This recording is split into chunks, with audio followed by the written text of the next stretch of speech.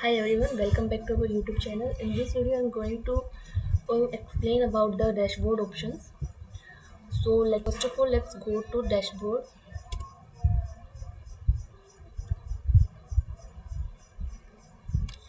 To visit your dashboard, you need to put WP admin after your URL. Then you need to fill your password, and you will see the home page of your dashboard. This is the home page of your dashboard. In the second option, you have updates. So in update section, you will see all the things which needs to be updated, and from here you can get a plugin theme update options. So you need to update your plugins time to time. So here you can see that we do not have any update suggestion. So in the next option we have posts. Here you can create a post for your website. So just for example, here we have this hello world post in our website. Whenever you will go here, you will see all the posts you have created here, and when you will click on add new section, you will be able to create a new post for your website. In category and text section, you can decide about your category of your blogs and your content, and in the same way you can decide tags for your posts as well. In the media section, you will get images that you have in your website, and from here you can add a new image as well. So for example, here I do not have an image, and whenever I will click on add new select file, I will be able to add a new image in my website. So I have this one image. Click here, and it will take some time to load here, and then you will be able to see here in media section of your website. Okay, in the next option we have pages. In pages you will get all the pages that you have in your website. So in my website I have sample page, so you will be saw that sample page in your pages option. So here you can see that we have a sample page and a privacy policy page. In the same way, when you click on add new, you will be able to create a new page for your website. In the comment section, you will be able to see all the comments that you get in your website blog posts.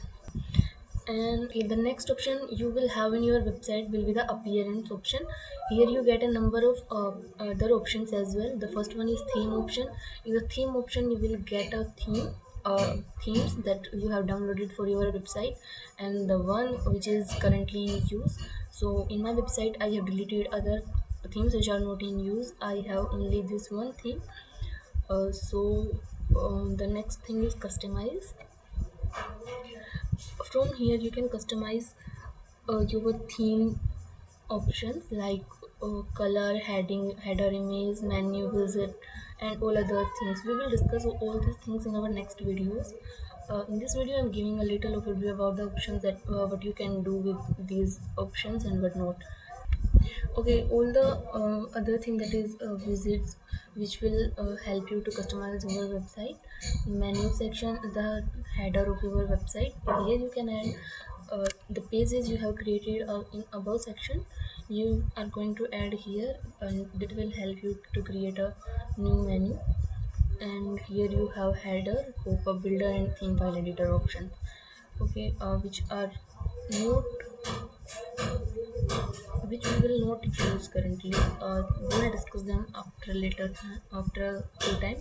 The next option is plugins. In the plugin section, you have three options: install plugin, add new, and plugin editor file. In install plugin section, you will get all the plugins that you have installed previously, and whenever you will click on add new option, you will be able to create. You will be able to get more plugins, and in some cases you will not be able to get the plugins from here. So you need to go on your Google and search the name of the plugin. Okay, so here you can see I have some plugins by default. If you want to delete them, you can easily delete them by clicking on delete, and if you want to deactivate any plugin, then you just need to click on deactivate.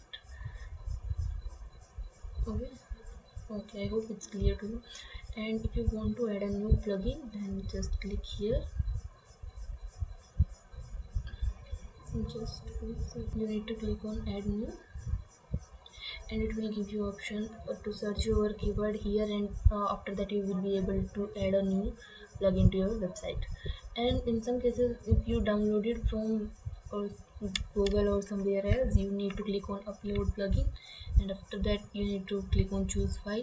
It will redirect you to your file manager, and then you can select your plugin file. Next option is users, and from here you can create a user. I have explained that in our previous video.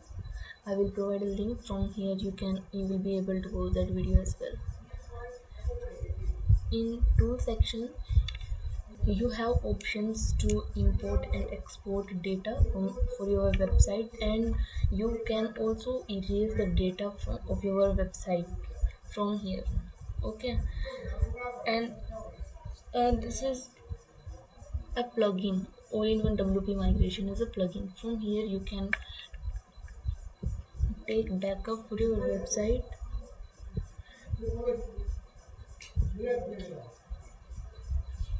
In case of all-in-one migration, you have option to import, export, and take backup for your website.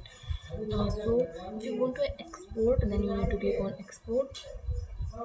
You need to choose an option where you want it. Then if I want it on file,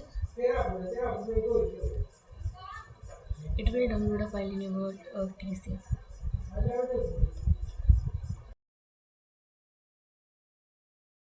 Whenever I'm skipping this, it will take some time, and we are not going to waste our time.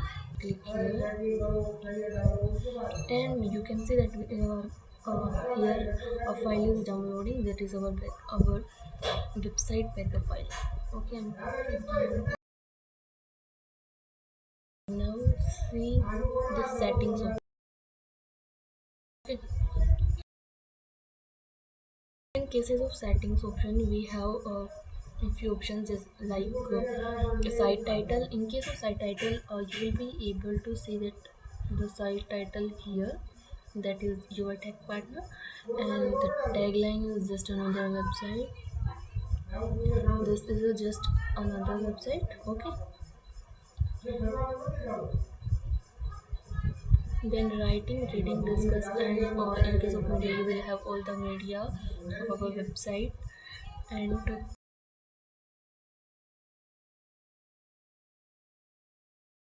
And the rest all three are plugins which are installed in my system, so these are not needed to be explained right now. Okay. So I hope it's clear to you right now. In our next video we will discuss that how we can create a post in our website, and then we will discuss about pages. Okay, thank you for watching.